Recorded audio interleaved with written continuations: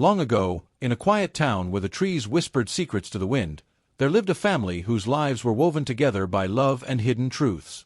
In this family were two children, Essence and Francis, raised by a man and woman who had known joy and sorrow in equal measure. Essence was the daughter of grace, bright, spirited, and full of laughter that could heal a wounded heart.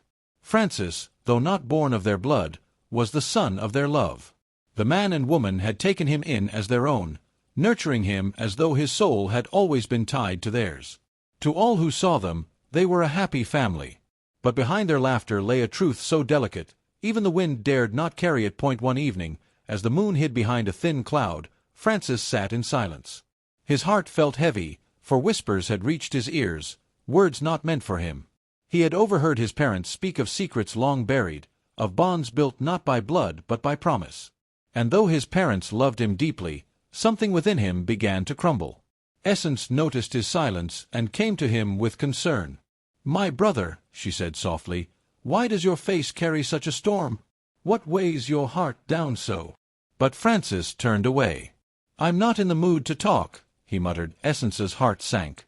She could not understand why the brother who once shared her laughter now hid behind walls of silence. When she went to their mother, she asked, "Mama, what is troubling Francis? Why has he turned away from me?" The mother smiled faintly, though her eyes trembled. "Ah, my daughter," she said, "sometimes when elders argue, children hear only half the wind. Do not worry yourself.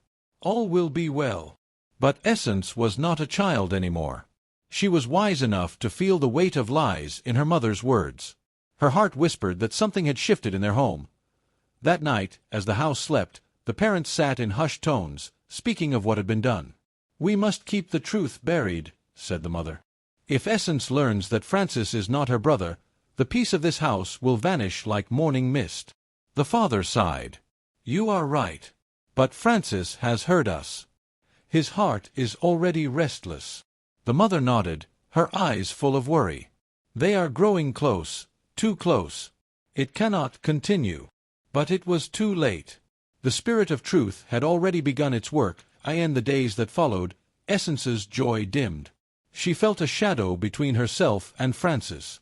One afternoon, she confronted him again. "Francis," she said, "what are you hiding from me? Why have you changed?"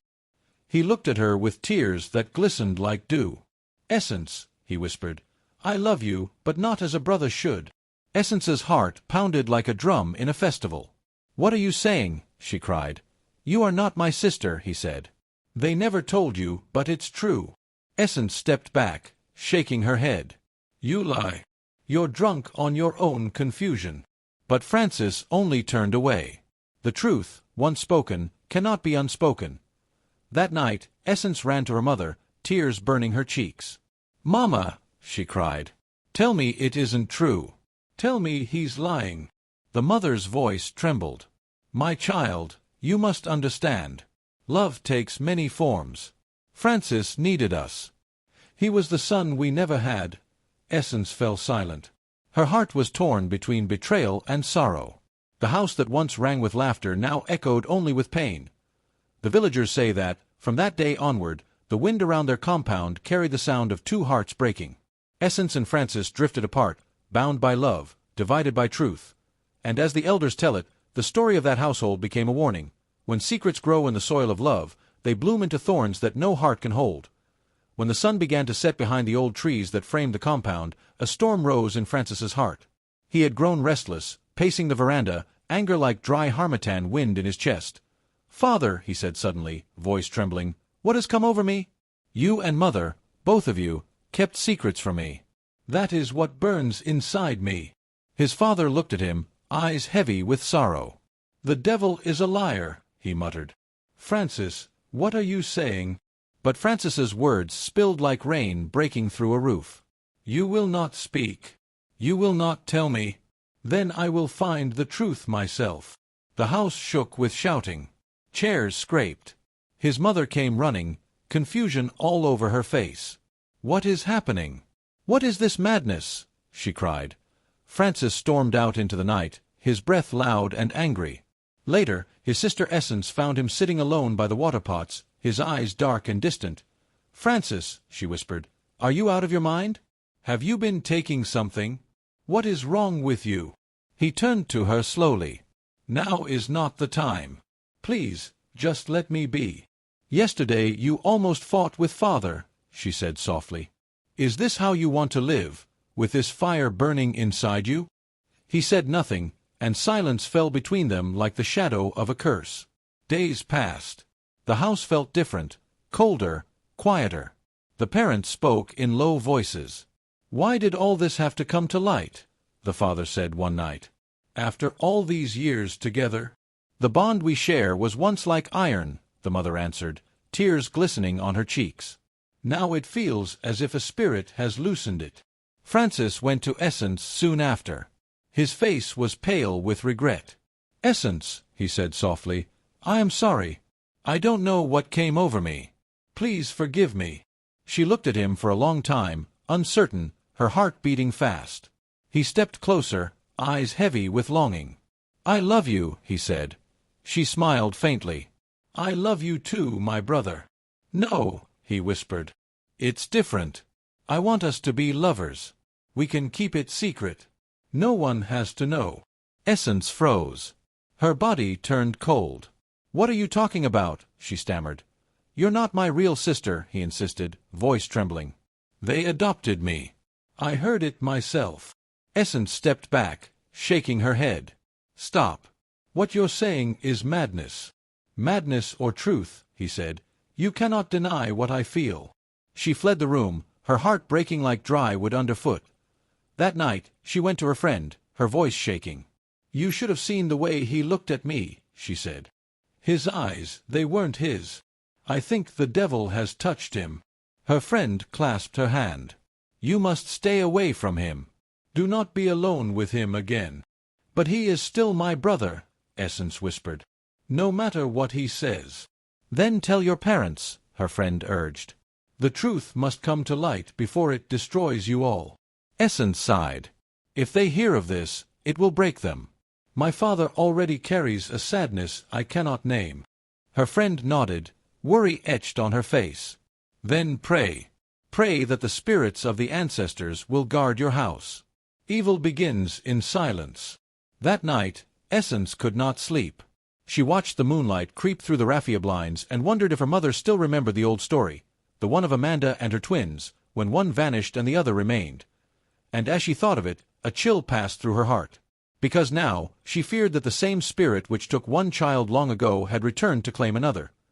The moon had just climbed above the trees, casting a silver glow over the compound. The crickets sang their restless songs, and the smell of burning firewood drifted through the air. Inside the old house, shadows moved quietly, as though the spirits of the ancestors were walking from room to room, watching. That night, Essence could not sleep.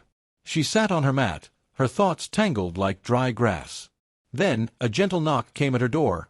Are you there? A voice asked softly. It was her mother. My gracious, the woman whispered as she stepped in, her face drawn with worry. Why are you locking your door? Essence looked down, twisting her fingers together. Mom, are you mad at me? Her mother sighed. No, my child. But in this house, we don't lock doors, except the main one. What is troubling you? Essence hesitated, then spoke. It's Francis. He's been saying strange things, unhappy things. The mother's brow furrowed. To you? Essence nodded. Yes. That's why I locked my door. I don't want to face him. The woman tried to smile, though her heart was trembling. Your father will travel soon, to see the new house project. He'll be gone a few days. Don't worry. Everything will be fine. Essence tried to smile back. Can I come with him? It's a long journey, her mother said, stroking her daughter's hair. Maybe next time. Now, give Mama a smile. My princess, my sunshine. But as she left, her smile faded. Outside, the night wind carried whispers, whispers of things that once slept but were now awakening. Later that evening, her parents spoke in hushed tones under the mango tree. Why did all this have to come to light after all these years? The mother said, her voice trembling. This is serious, the father answered. The Francis I know would not speak such evil. Still, I will talk to him. She looked away. He said I know something, that there's a secret I've kept. The father sighed deeply. "Do you?" "When I came into this family, Francis was barely 2 years old," she said. "Even I am not sure of what happened before then." Her husband studied her face, but the wind stole his words away. The next morning, Essence could no longer hold her questions. She found her mother alone in the living room. "Mom," she began softly, "what is really going on in this house?" The woman stiffened. "I don't know what you mean." "Please," Essence said, "don't play dumb with me. Tell me the truth. Who is Francis to me?" Her mother's eyes flashed. "How dare you speak to me like that? Francis is your brother." Essence's voice broke. "Then why is my brother asking me to be his lover?" The room fell silent. For a long time, only the crackling of the fire could be heard. Then the mother whispered, "What? Francis said that to you? Has he gone mad?" She rose to her feet. "I will speak to him. He must be possessed. To think such thoughts toward his own sister, spirits forbid it." Her heart beat like a drum as she stormed out, the ancestors' names whispering in her chest. When she found Francis, he was sitting beneath the Udala tree, his face blank, his eyes far away. "Francis," she said, "what has gone wrong with you, my son?" He looked up. "Mom, are my feelings wrong?" She froze. "So it is true." "Yes," he said quietly. "I love Essence. Not as a sister, but as a woman." The mother gasped, clutching her chest. "You are cursed. She is your sister, your blood." "No," he insisted, shaking his head. "You know it, mother. You and father kept the truth from me. Essence is not my blood. You took me in when I was a child. You know I speak the truth." She stared at him, her heart cracking open like dry ground under sun. "Whatever you think you know, bury it. Do not let such thoughts grow in your heart. You are walking into darkness, my son." But Francis turned away. "It is what it is. I cannot stop what I feel." The woman's cry filled the air, echoing against the walls. "You have allowed the devil to dance in your spirit," she wailed. "You would tear this family apart for a lie." That night, when her husband returned, she told him everything. His face turned gray as ashes. "This cannot continue," he said. "If we do not stop this madness, our home will crumble like a pot left too long in the fire." Together they went to Francis's room. The father's voice was deep and stern. "My son, you must change your ways. The love that binds this family is sacred. Whatever demon has whispered into your heart, cast it out. Do not let evil destroy the bond your mother and I built with sweat and prayer." Francis hung his head. "I wasn't thinking clearly. I am sorry. I promise, it will never happen again." His father nodded slowly. "Good. Remember, we love you unconditionally. But if you let this shadow grow again, it will consume us all." Days later, Essence's friend came to visit. She found Essence pale and weary, her eyes swollen from tears. "Have you been crying?" her friend asked gently. Essence shook her head. "I'm okay." Her friend didn't believe her. "You should tell your mother you want to leave this place for a while. Go abroad. Start fresh. The flesh is weak, and some wounds need distance to heal." Essence sighed. "I can't just leave my studies. And besides, I think I've handled it. Francis has apologized." Her friend frowned. "Be careful. Spirits do not rest until the story they began is finished." That afternoon, Francis came to her door. She tensed. "What are you doing in my room?" "Please," he said quietly, "I came to apologize. I don't know what came over me. You are my sister, not like one, but truly my sister. I'm sorry for everything." Essence studied his face, and for the first time in weeks, she saw remorse. "You made a mistake," she said softly. "And the good thing is that you've admitted it." Francis smiled faintly. "Let me take you out, just to make it up to you. Nothing serious, just a gesture of peace." She hesitated, then nodded slowly. "All right." He smiled wider. "Thank you. You'll see, it will be good again." But as he turned away, the wind stirred through the open window, carrying with it the faint cry of a baby, far away, echoing from another time Amanda's missing child. The one who vanished years ago. Many years passed after the sorrow that befell Amanda's house, the day one of her twins vanished into the shadows of the spirit world. Time did not heal her completely, but it taught her silence. The remaining twin, Promise, grew strong, though the elders said a part of his laughter had been buried with his brother's disappearance. Amanda herself became quieter, her eyes holding a faraway look, as though she could see what others could not. She often sat by the red earth path at sunset, whispering to the wind, "One day, the truth will come walking home." Seasons changed, and Promise became a man. His parents had long joined the ancestors, but the compound still held the scent of their prayers. He lived with his younger sister, Essence, a bright and curious girl born in Amanda's later years, a child people called the second chance. But peace, as it often does, began to slip through their fingers. Tea began one hot afternoon when Promise's friend, John, came visiting. Promise had not been himself for days. Restless, his body trembling like one possessed. He called John on the talking device and said, "Brother, I am not well. Give me that medicine you always take. The one that makes your head clear." John hesitated, but eventually brought a small packet wrapped in newspaper. "Take it slow," he warned. But Promise was too eager, too troubled. He swallowed it and waited for calm to come. Instead, hunger came, a hunger that tore through him like fire. He ate all the food in the kitchen, yet his stomach groaned for more. His body burned with strange desire. His mind drifted like smoke. In confusion, he called John again. "What did you give me?" he shouted. "This is not the same medicine. My body is burning. I cannot think straight." John only laughed nervously and said, "Calm down, Promise. It will pass." But it did not. That night, a darkness deeper than the moonless sky settled upon the compound. When Essence entered the sitting room the next morning, she found her brother pale and trembling. "You look sick," she said softly. "Let me get you something to drink." She brought him a cup of grape wine, the sweet kind Amanda used to serve on festive days. Promise smiled weakly.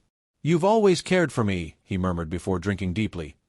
But when Amanda's old friend, Mrs. Edit, came later with herbs from the market, she noticed something strange. Essence was dizzy, her steps unsteady, her eyes dim.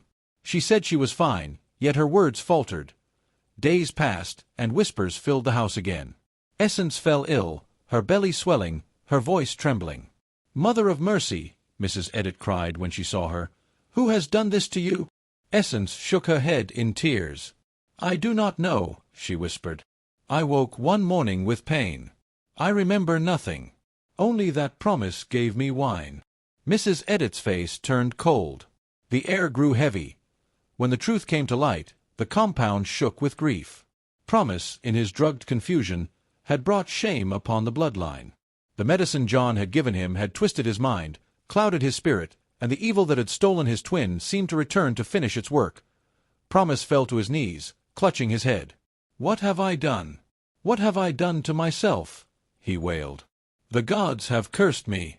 The spirits have used my hands for their anger." Amanda's name was whispered again in the village, how one son had vanished to the spirits, and the other had become a shadow among the living. That night the wind rose, moaning through the raffia roofs. The old women gathered by the fire and spoke softly.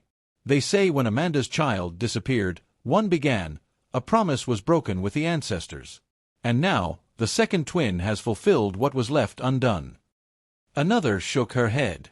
Maybe the spirit that took the first child never left. Maybe it only waited to complete its work. And so, the tale of Amanda's house became a warning among the people, that what the gods give, they can also reclaim, that medicine meant for healing can invite ruin, and that sometimes, evil walks not from the outside, but grows quietly within the bloodline. Under the moon's sorrowful gaze, Amanda's descendants carried their pain in silence. Yet in the rustle of the palm trees, one could still hear her voice whispering to the wind, "One day, the truth will come walking home." It was said that the sun no longer rose the same way over the Nwosu compound. Once, its light had danced joyfully on their courtyard, waking the laughter of children and the sweet hums of Amanda's morning songs. But now, the air was thick, as though the ancestors themselves held their breath, watching what had become of a home once blessed, and in the days following the calamity, whispers traveled through the village like restless winds. Francis, Amanda's first son, bright, handsome, and once full of promise, had fallen deep into the shadows. He had taken to strange herbs and powders that dulled the mind and inflamed the flesh. No one knew where he had gotten them, but the elders said it was the work of Agioku, the spirit that feeds on unguarded hearts. One evening, Francis's mother sat by the doorway, her hands trembling as she called her husband. "Honey, please, come home. Come home now. Something has gone wrong." Her voice broke like dry twigs underfoot. "Before something strange happens to me, come home." By the time her husband arrived, it was too late. The storm had already passed through their home, leaving only ruin in its wake.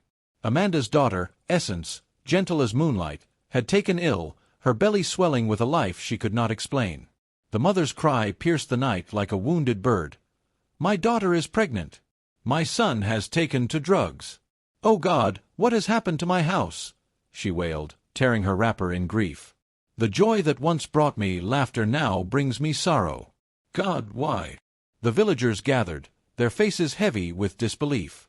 Amanda's husband stood silent, unable to speak, his heart shattered by the truth that came to light. Francis, under the spell of the very drugs that had destroyed him, had harmed the sister he once swore to protect. It was a tale so tragic that even the spirits wept.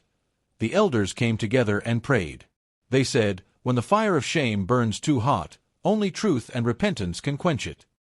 So, Francis was taken away, not to be punished, but to be healed. In the quiet walls of the healer's hut, he trembled, crying out, "What have I done to myself? What have I done to my family?" Days turned into weeks. Amanda's husband cared for his wife, who had fallen silent with grief. One night, beneath the old Udara tree, she knelt and prayed. "I have failed, Lord," she whispered. "I thought motherhood was only about birth. But now I know it is about love, guidance, and forgiveness." Tears streamed down her cheeks as she continued, "Please, help me raise what remains of my home." When morning came, there was peace, not joy, but peace, like a soft blanket laid over bruised hearts. Francis began to recover, learning from his pain. Essence, fragile but strong, gave birth to a child the villagers called Nkemjika, meaning, "Mine is greater than this." They said the child carried the spirit of restoration, a sign that even from ashes, beauty can rise again. As the seasons passed, Amanda often sat by the fire, telling the story to children who gathered at her feet. She would say, "Never let the hunger of the world swallow your spirit. Never let the devil's hand grip your home. Guard your love like a flame, for once it flickers out, darkness takes over." Then she would lift her eyes to the sky and whisper, "Francis, my son. Essence, my daughter. May our pain be the last the ancestors ever see in this home." And the wind would answer softly through the trees, a song of sorrow, forgiveness, and rebirth. Thank you so much for your continued support. Don't forget to like, share your thoughts in the comments, subscribe, and hit the notification bell so you never miss any of our new videos.